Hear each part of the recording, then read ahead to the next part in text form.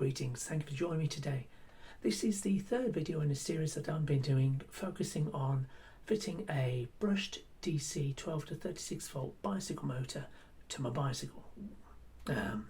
It came in a kit, but the kit didn't have all the bits that I needed, notably a bracket to mount the motor onto the bicycle. So the focus of this has really been to create a perfect bracket to hold it all in place and prevent the bicycle motor from falling off as it hit a pump or two in the road and then hitting the car behind, or worse. So the previous video you might have seen me doing some fiberglass work creating the two sides of the bracket. Well, you saw me create one side of the bracket, the inner part, and I didn't video the creation of the second part because it was pretty much more the same really. Freehand sculpting, it's never going to be a tidy result, but this one works. I'll post in a video of, I'm posting a picture right here.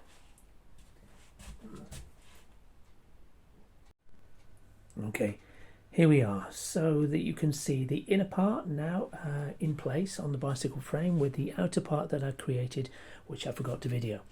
And you can see I've drilled through the two parts, clamped them together, drilled them through, and they're more or less straight, those drill holes, and they hold the two parts together very, very firmly without crushing the frame. Now you can see the join isn't perfect, but that's because these were two freehand parts made without too much in the way of formers.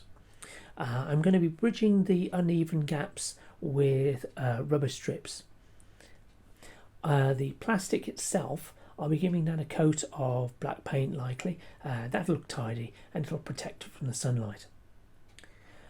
These bolts are going to go into tubes within the bracket that I'm going to make out of wood, and the idea is those tubes will be lined with rubber to create a little bit of dampening, so any noise that's coming from the motor that's transferred to the main plate will not be transferred to the bicycle frame, which will cut down on some of the noise, I hope. Yeah, we'll see how that one goes. It'll also go a long way to preventing the whole thing jogging itself loose. Yeah, so on with the show.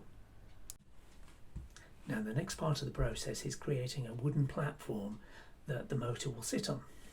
Now it's not going to be completely wood. I'm going to use some metal strapping and probably a little more glassing and a whole lot more glue to hold it all in place, but this is the aim, is to create a thick wooden platform that's sculpted, made out of, well, essentially one floorboard that I've chopped, and I'm going to be gluing it together and sanding it and sculpting it until it is one solid block, or appears so anyway, and I'll give it a coat of varnish when I'm done. At the moment you can see I've been sketching the template. The idea is it's just enough to get by. Now I know it looks like a chunky bit of wood, two bits of wood that are chunky. Now they are going to be sandwiched together, pegs going through the middle, wooden pegs, which are going to be glued in place, and a whole lot more glue, just, you know, because it helps it stay rigid. I'm going to be sculpting all around, sanding and giving a nice coat of varnish when it's all done. That should bring out the grain nicely. I think a lot of the work when you make anything from scratch is finding the right materials and finding the right materials in the right condition and trying to see past imperfections and finding ways that you can work with the material to get the best result. Wood being a living material, you know, if you go to any lumber yard you will find, you know, there are floorboards there. Some are not attractive floorboards, some are best covered by a carpet forever, and some are really, really nice and deserve to see the light of day. The same can be said between any other sort of cut really. And yeah, so it is part of the joy of going to the lumberyard is to sit there and, or in my case wicks, stand down, look at all the parts they have, the pieces of wood, and sift through them and pick the nicest ones. In my local wicks, it tends to be the case that the wood that I like is sitting under drips. So another thing I watch out for is when I'm in there is I'm finding the bits that are lightest, i.e. the bits that haven't been dripped on, because of course wood absorbs water, especially if it's been rained on continuously.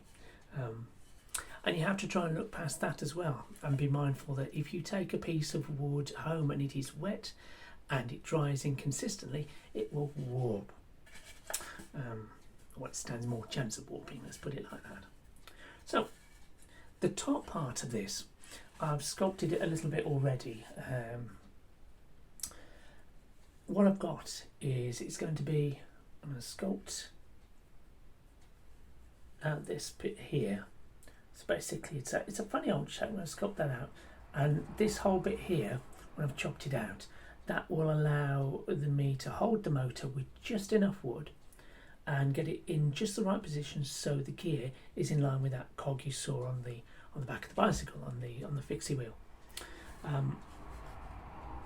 Got to get things in line and give myself as much chance as possible to create a slightly adjustable framework for when I got everything in place. What I want is a system that doesn't hold the motor too rigidly in one fixed position. I mean, it's got to have a bit of play, back and forth, left and right, so to speak. You get what I mean? That will allow me to adjust it in respect to get the chain to travel in a straight line from cog to cog and not be twisted, because if of course it's twisted, it stands more chance of falling off and there'll be noise, and I don't want any of that. I would use a chain tensioner in place as well, but chain tensioners, they can also be a source of A, noise, B, weight, and C, friction. And the less friction in the system, the better. This isn't a brilliant motor. You can tell the quality's it's when it's in your hand, it's not a high-end piece of engineering, so they've got to give it all the assistance I can to get the most out of it. So yeah, hard to picture, but it will become clearer once I've gone through the process of, well, gluing and chopping. Now I'm going to cut back in when I've done some of that, and you'll see what I mean. Yeah, hard to visualise now, but bear with me. One moment, please. Okay, so here's some progress. I took the two pieces of wood and cut them to broadly the same shape. I ended up with 4 pieces, just to create the shape without using too much wood. And you will stay in place, yes you will. Anyway, so I've glued the main pieces together by drilling holes 1, 2 and 3 through the two pieces from one side to the other. And as you can see in the picture there, I've been using pegs like this which go all the way through, and as is quite evident, I'm using glue to bridge the gap between the holes and the edge of the pegs. I've also got Gorilla Glue between the plates to hold it firmly together. So now we're just waiting for the glue to foam up, which it's doing beautifully. It foams when it comes in contact with moisture. Now we're in the bathroom, bathroom / workshop, so it's got lots of moisture in this room, and yeah. And once it's foamed up and bridged the gaps, it'll set up quite quickly, and then I'll be able to clean off the excess with a blade, and then trim off the stumps, of course. Oh, you stay down, goodness. Trim off the excess. Trim off the stumps and sand it to a nice finish. And yeah, so that's the progress so far. As I say, when it's all finished, I think I'm going to be giving it a dose of probably a dose of the boiled linseed oil, such as this stuff. It's really good. I mean, that's the expensive stuff. It's all kitchen worktops, but that's what we got in stock. That one's food safe, that is. And maybe that, maybe not, I don't know.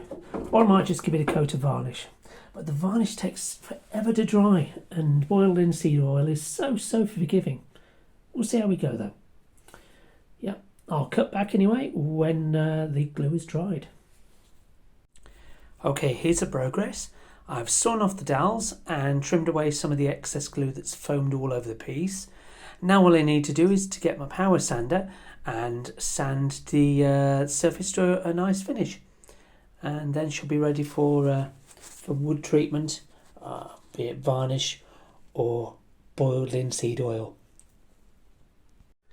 Okay, now it's probably worth having a chat at this point about glues. There are many glues in the world for different purposes, of course, and I've used a range of them in my lifetime so far. Now, my favourites, up to this point anyway, are the classic PVA, particularly weatherproof PVA, because most of the things I make tend to get wet at some point, and I've had good results with this one. This one's been very good. It's good for anything from, well, bathrooms, kitchens, trolleys you tow with your bicycle, whatever it happens to be, really. It's cracking good for it. Even sheds. So there's that sort of glue, and it's very forgiving. And they say it's stronger than the wood itself, and in a lot of cases it actually is. You'll ruin the wood before you will smash apart a PVA glue joint that's been set up properly. The trick with this stuff is to use it as a thin layer. So you get two pieces of wood and you sand them to a fine finish if you can, so they're nice and flat, and then you get a nice thin even smear between them, and they will bond pretty firmly. It is worth clamping them up, as you saw my piece down there. I always clamp up when the glue is setting up, because I tend to get better results, straighter results that way. Now, the other glue that I carry in stock constantly, as you've seen so far, is the Gorilla Glue. Now, recent years it's had some publicity in the press, maybe unwanted publicity, as some fool put some glue like this in her hair, and it's not the best idea, for several reasons.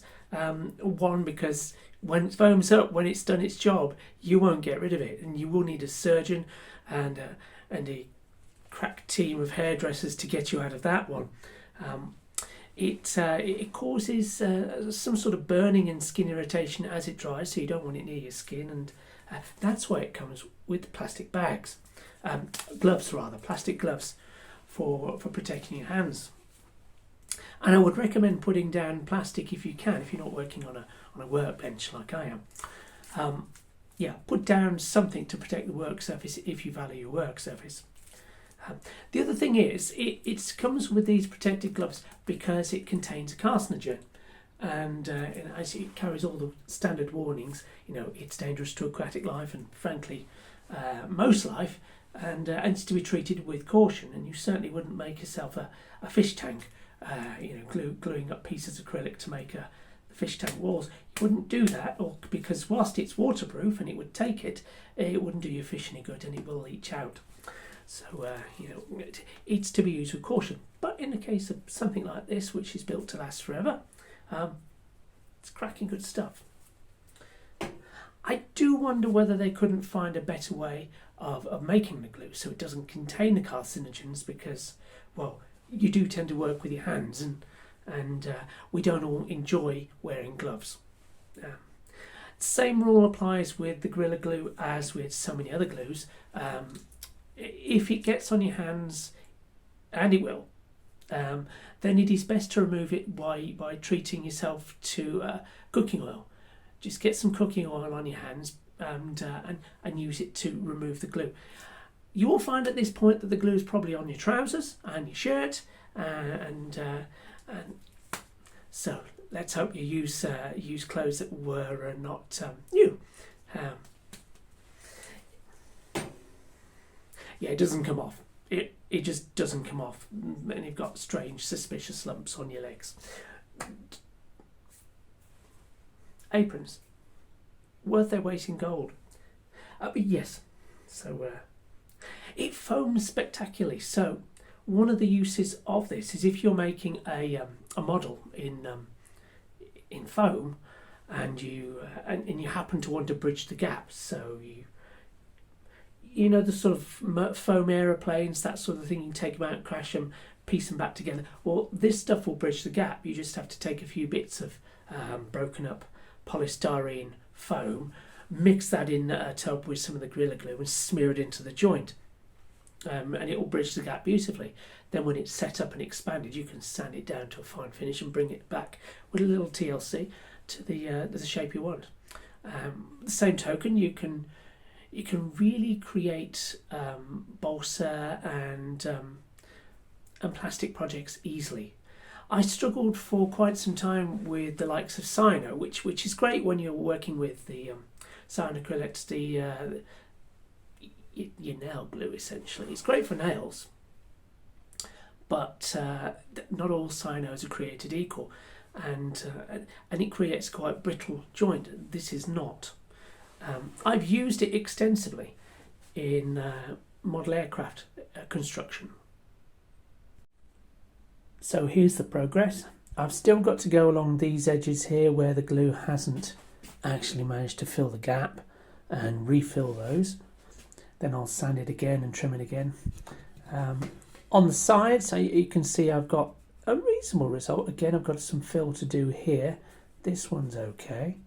And some fill to do there, quite serious. And over the other side, it's a stage, several stages to this. I've got to go over I think this one needs a bit more sanding, definitely. And there's some fill to go in here. And yeah, some general work all round. Oh, and of course the backrest, I've got a sand there. I think I might have to add another piece to this to create the right shape. But it's getting there. It's certainly getting there. I will hold off on varnishing or treating it with boiled linseed oil until I've got all the pieces glued into place. Because if you try and do things after the fact when there's wood treatment on the wood, the glue just won't adhere, at least not as well. I'll cut back in a little later on.